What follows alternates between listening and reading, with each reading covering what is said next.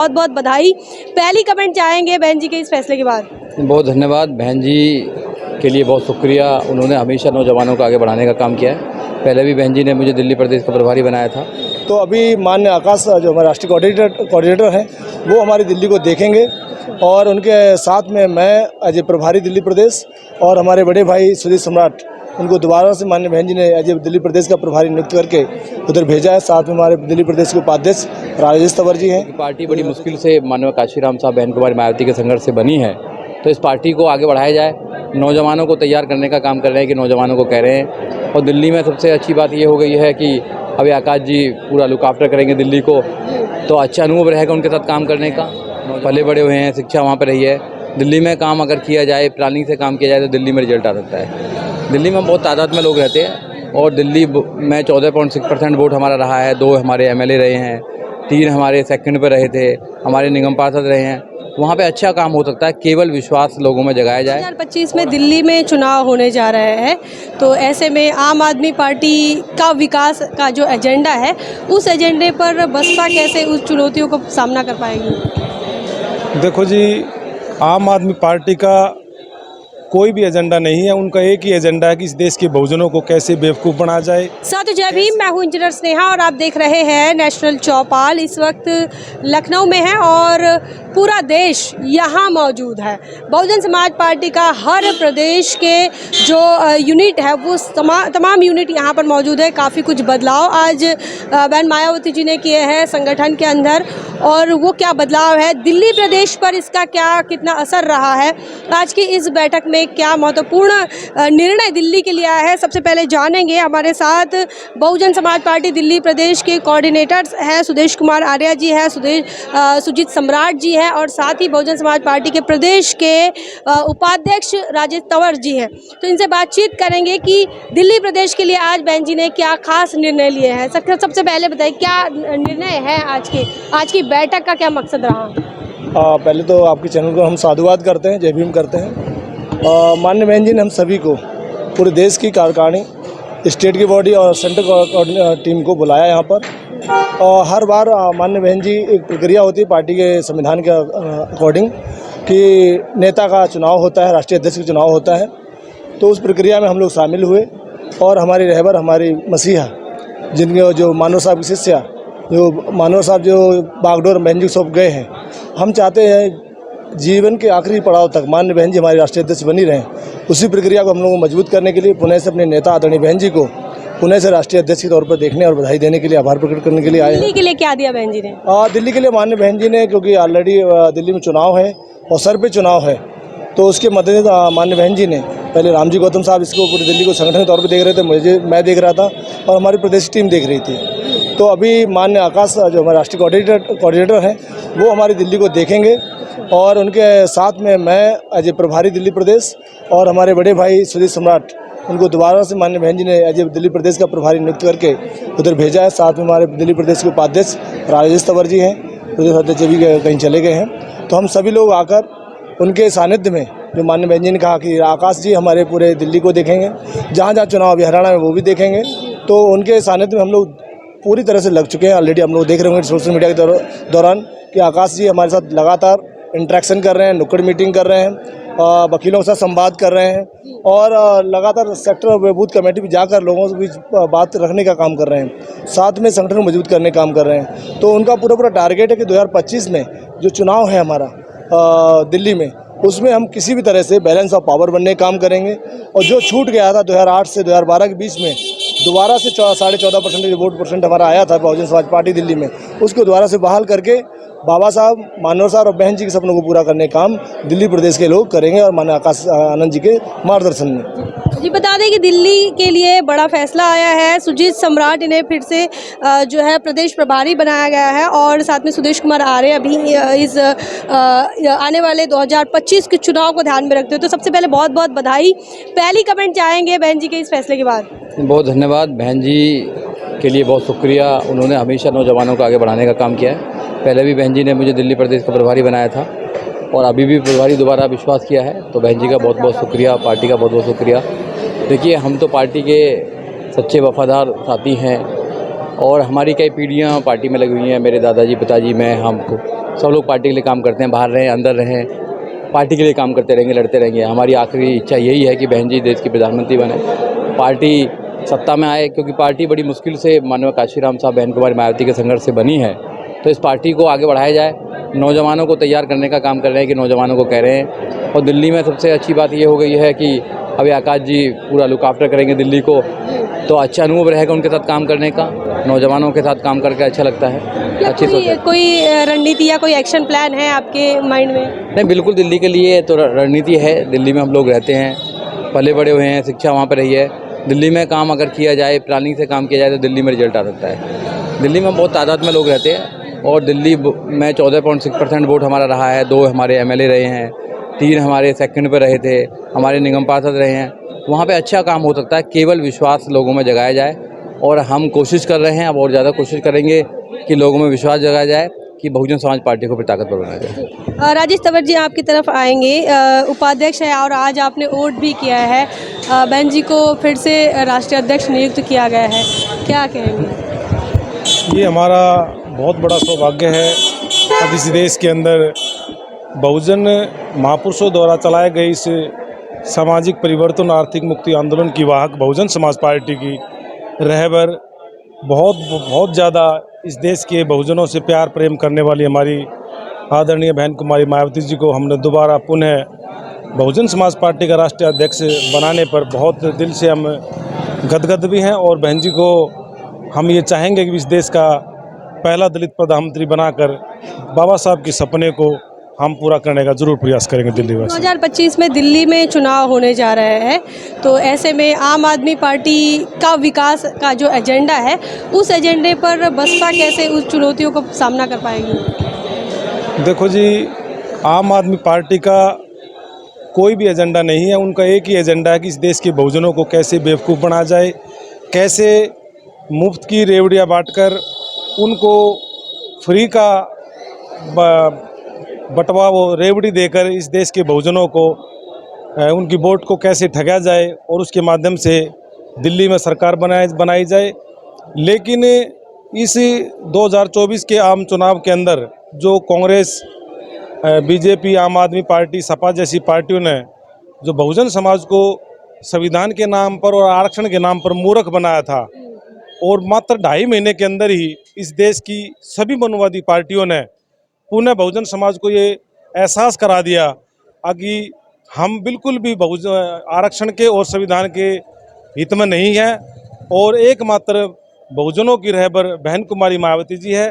और पूरा बहुजन समाज अब इनके 1 अगस्त को जो सुप्रीम कोर्ट ने, जो माननीय सुप्रीम कोर्ट ने जो आदेश किया है या जो भी निर्णय सुनाया है, उसके फलीभूत पूरा देश का और खासकर दिल्ली का बहुजन समाज जो सालों साल से मूवमेंट से बाहर चला गया था, अब वो दोबारा से आशा भरी निगाहों से बहन जी की तरफ और पार्टी की तरफ देख रहा है। और हमें उम्मीद है अब वो बहुत बड़ी तादाद में बहुजन समाज पार्टी के साथ लगेगा। जी, आर्या साहब, एक और बात, हम 21 तारीख को पूरा भारत बंद हुआ, बसपा ने पूरे देश के कार्यकर्ताओं को, पदाधिकारियों को ये आदेश दिया कि 21 तारीख का आंदोलन करिए।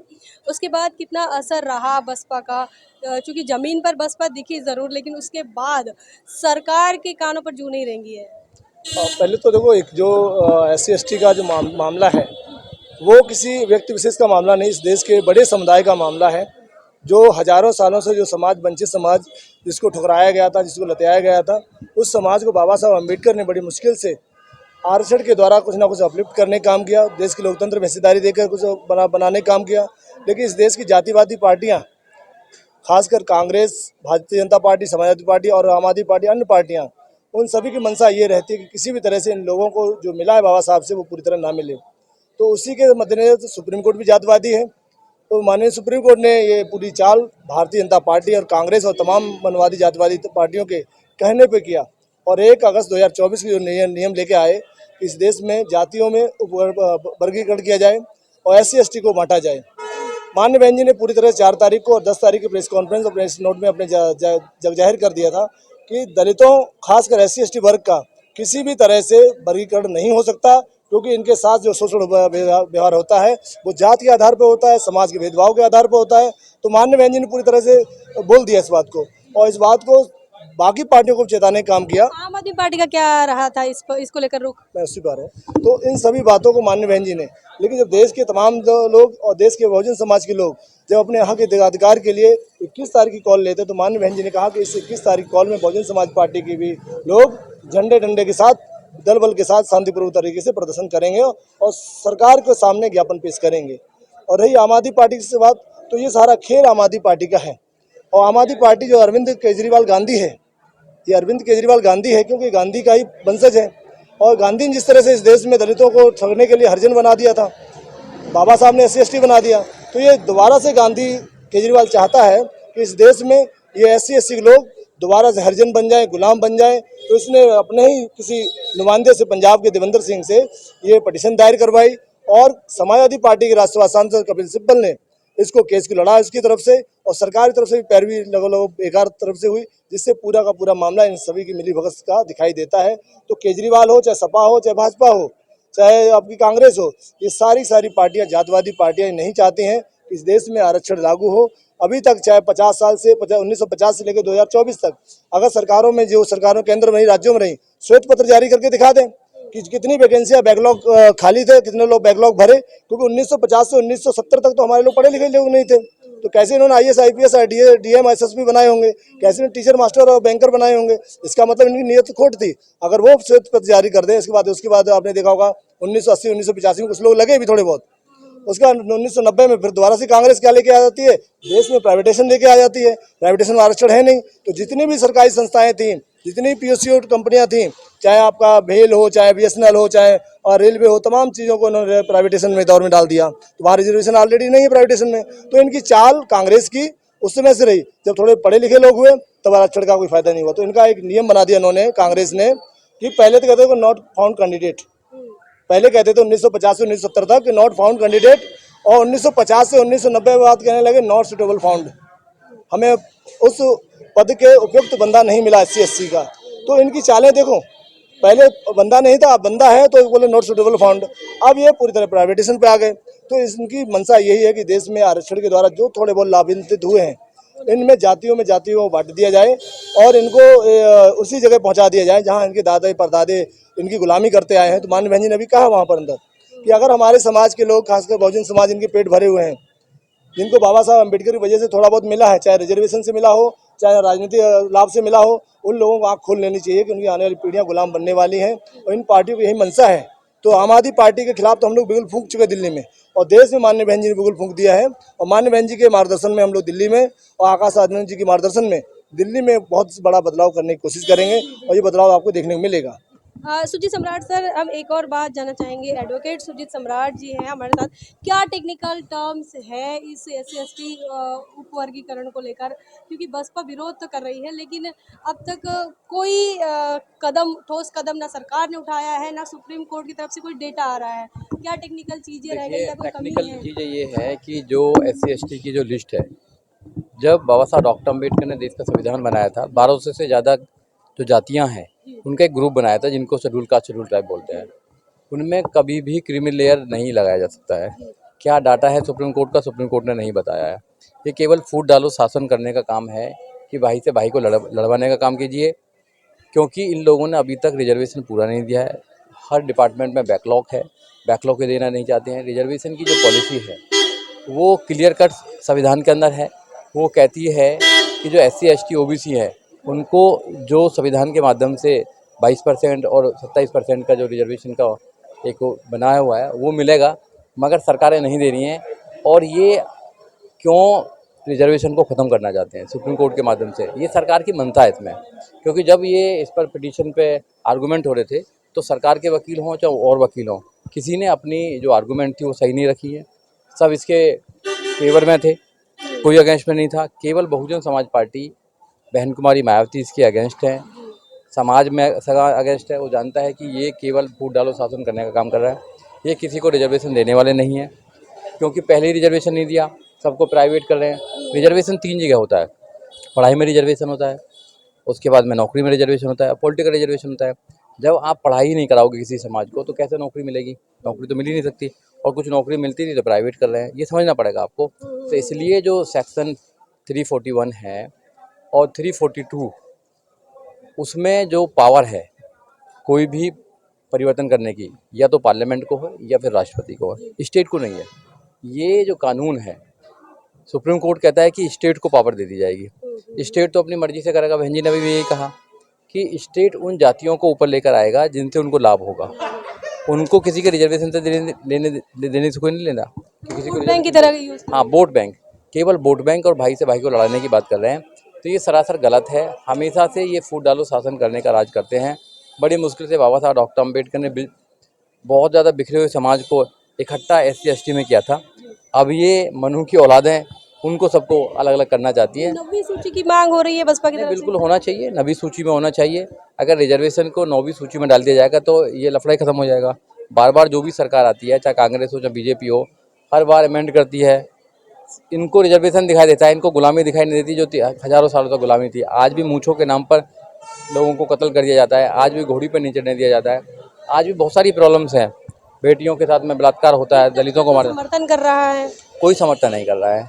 सब बेकार की बात है। RSS से जो समर्थित लोग हैं वो समर्थन कर रहे हैं, नहीं तो सब लोग जानते हैं कि वो तबका बेचारा गटर में जाके मरता है, उसके लिए मशीन नहीं बना सकते हैं। अब बताइए। बहुजन समाज पार्टी कर रही है तो कह रही है कि वोट बैंक के लिए समर्थन, मतलब इसका विरोध कर रही है। नहीं, वोट बैंक का नहीं है, उसका आधार है ना, आधार है। देखिए, अभी जितनी भी वैकेंसी हैं उनमें हमारे जितने कैंडिडेट हैं, नॉन फाउंड सुटेबल कैंडिडेट के नाम से ये खाली कर देते हैं, उनको बाद कैरी फॉरवर्ड करके जनरल को दे देते हैं। ये इनका रूल बनाया जा रहा है। प्राइवेट सारा प्राइवेट कर दिया है। जब किसी डिपार्टमेंट को प्राइवेट कर देंगे तो रिजर्वेशन कहाँ से देंगे। मात्र बहुजन समाज पार्टी एक ऐसी पार्टी है जो 2007 में जब सरकार बनी थी, 2007 से लेकर 2012 तक, तो उन्होंने प्राइवेट में रिजर्वेशन देने का काम किया था, केवल हमारी पार्टी ने, और कोई नहीं देता है। प्राइवेट में रिजर्वेशन करो ना आप। तो आप रिजर्वेशन को ख़त्म करना चाहते हैं। आप बस जो हमारी हालत रिजर्वेशन के माध्यम से थोड़ी ठीक हो रही है, हमको रिप्रेजेंटेशन मिल रहा है, उसको ख़त्म करना चाहते हैं। तो इससे ये होता है कि आप दलितों से कितनी नफरत करते हैं, फिर दोबारा आप आर्थिक गुलाम बनाए रखना चाहते हैं। ये सरासर गलत था। इसलिए बहुजन समाज पार्टी और बहुजन समाज पार्टी के नेता आदरणीय बहन कुमारी मायावती ने इसका विरोध किया, हम लोग भी विरोध किया, और 21 अगस्त को पूरे देश में भारत बंद रहा। उसका असर भी दिखाई दिया। सरकारें मना कर रही हैं, अब सरकारें कह रही हैं, मोदी जी कह रहे हैं कि भैया क्रीमी नहीं लगाएंगे हम, तो बिल्कुल नहीं लगाना। तो हमारी तो मांग ये है कि भाई आप पे हमें विश्वास नहीं है, आप इसमें ऑर्डिनेंस लेके आइए। जब ऑर्डिनेंस लेके आएंगे जब भी बात बन पाएगी, या फिर इसमें रिव्यू पिटीशन लगे तो रिव्यू करें अपने ऑर्डर को। तो हमारे साथ बहुजन समाज पार्टी के दिल्ली प्रदेश के नेतागण मौजूद थे, जिनसे हम बातचीत कर रहे थे दिल्ली प्रदेश की राजनीति और आज बहन मायावती जी ने लिए हुए बड़े फैसले को लेकर, और साथ ही SC ST रिजर्वेशन का जो मामला है वो लगातार बढ़ता जा रहा है। सरकार की तरफ से कोई ठोस कदम नहीं उठाया जा रहा है। सुप्रीम कोर्ट ने फैसला लेकर छोड़ दिया है, डेटा अब तक मिला नहीं है, तमाम सवाल धरे के धरे हैं। बहुजन समाज पार्टी अपनी रणनीति के तहत SC ST के वेलफेयर और SC ST के पार्टिसिपेशन को लेकर आज भी लड़ती हुई देखने को मिल रही हैं, जिसके आदेश संपूर्ण राज्य को, अलग अलग राज्य की यूनिट को दिए गए हैं। क्या कुछ आपका मानना है, कमेंट सेक्शन में ज़रूर लिखिए। बने रहे नेशनल चौपाल पर, तब तक के लिए जय भीम, जय भारत।